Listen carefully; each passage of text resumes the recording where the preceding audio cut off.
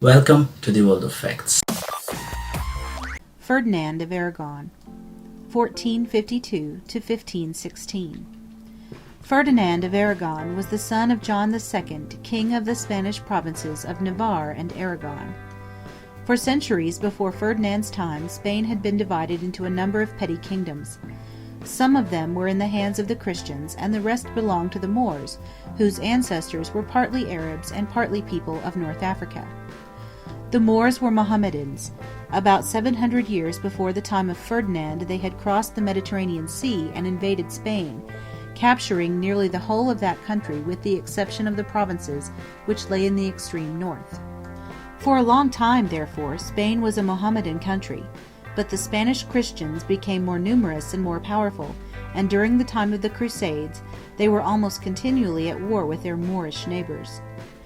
At the time that Ferdinand was born, they had regained all Spain except the one kingdom of Granada. In Granada, several thousand Moors still lived.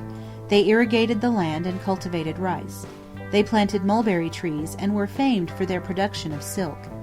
They even grew sugar cane and were the first to make Europeans acquainted with sugar. The beautiful city of Granada was their capital and great stronghold at the time when Ferdinand became king, and even today travelers go by thousands to see the remains of its splendid palaces.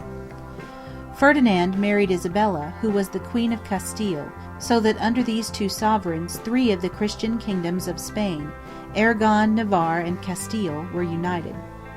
It seemed to them, however, a disgrace to Christianity as well as an injury to Spain that there should be a Mohammedan kingdom in their country.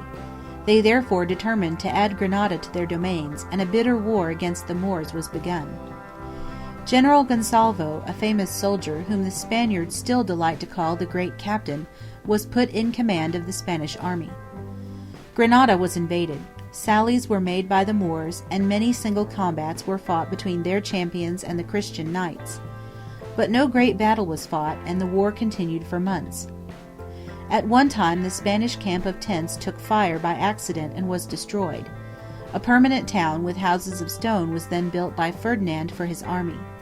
The town still stands and is called Santa Fe. When the Moorish king, who was named Boabdil, heard that King Ferdinand had threatened to take Granada, he laughed in scorn. Nevertheless, he at once made ready to defend his city. The war lasted more than 10 years. The Moors defended themselves bravely, but the Spaniards devastated the fruitful lands of their country, totally destroyed 24 of their principal towns, and then besieged the city of Granada itself. The Moors held out bravely for almost a year, then, being on the verge of starvation, they surrendered Granada. It was agreed that Boabdil should reign over a small territory, and should do homage to Ferdinand for it. He soon grew tired of his little kingdom, however, and crossed the Mediterranean to Africa, where, not long afterwards, he perished in battle. He was the last of the Moorish kings of Spain. The year 1492 proved to be a memorable one for Ferdinand and Isabella, and for the country which they governed. It began with the conquest of Granada, and it ended in seeing Spain's condition wonderfully improved in almost every particular. For 200 years the Turks had been the terror of Christendom. Christians who traded with India were obliged to sail across the Mediterranean Sea and to pass through lands that belonged to the Turks to reach that country. They had also to bring back through those lands and across the Mediterranean whatever goods they bought in India.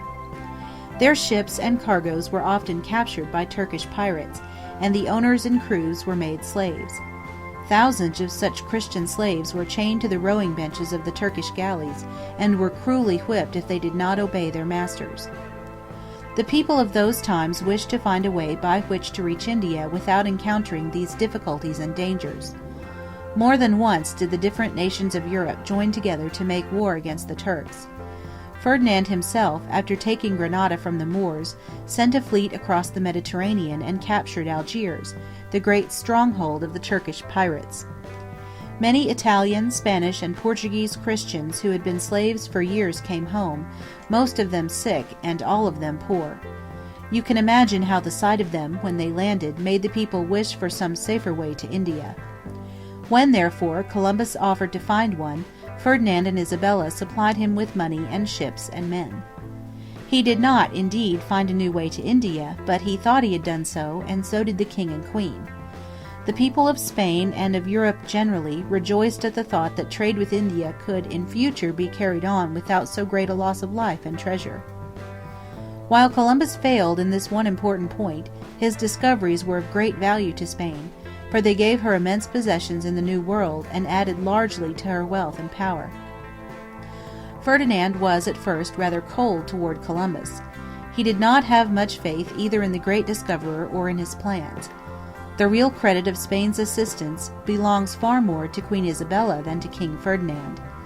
But by consolidating and strengthening his dominions, Ferdinand lifted Spain into a prominent position among the European nations, and his influence was felt for many years after his death, which occurred in 1516.